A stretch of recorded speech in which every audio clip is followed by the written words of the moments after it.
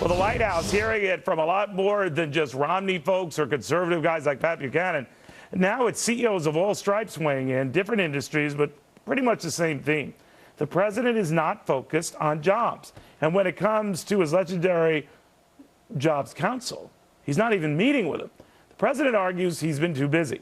That's why he hasn't sat down with them in the last 6 months.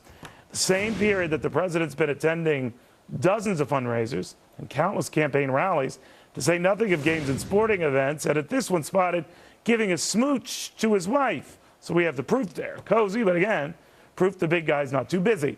That is why Steve Caldera just fired off a letter to the president demanding action on jobs. Steve heads up the International Franchise Association.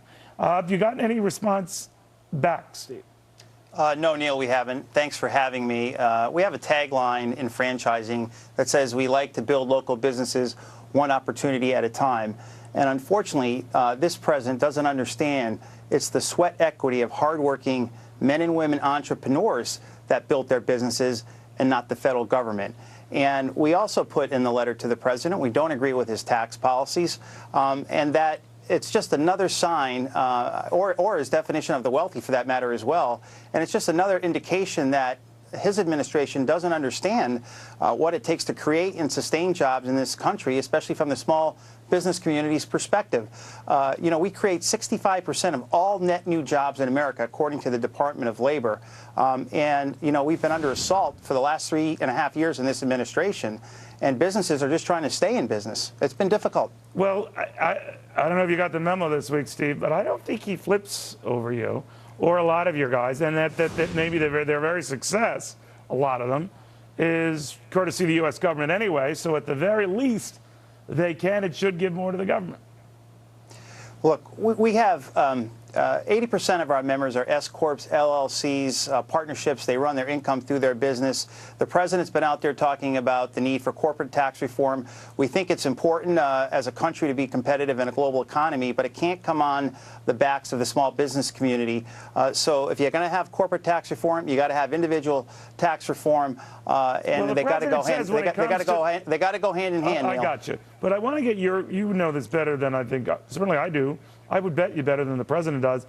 The president talks about your membership. Very few pay at the top rate anyway. So that I think he used the figure 97% would be unaffected by a jump in the top rate. What say you? Well, you know, the folks that are really creating the jobs are those folks that have already been in business, have a track record. Access to credit has been very hard for the aspiring entrepreneur. So in the franchise industry, it's been the multi-unit, multi-concept operator that has that proven track record of building businesses that has been the job creators in this country. Look, you know, we're working through the worst recession since the Great Depression. It's been a sluggish, uneven economic recovery.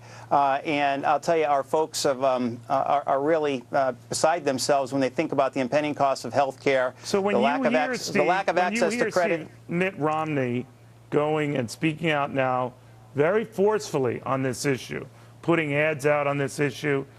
Too little, too late. It's about time. What are you saying? Well, it's great to see Governor Romney showing more passion as we move towards the general election.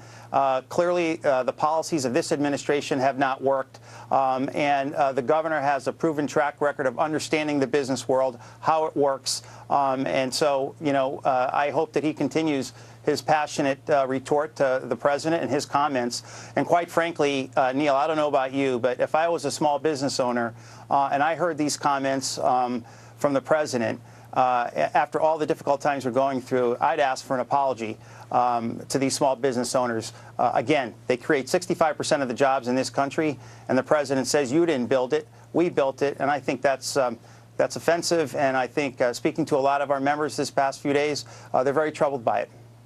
Very well put, Steve. Thank you very much. Thank you, Neil.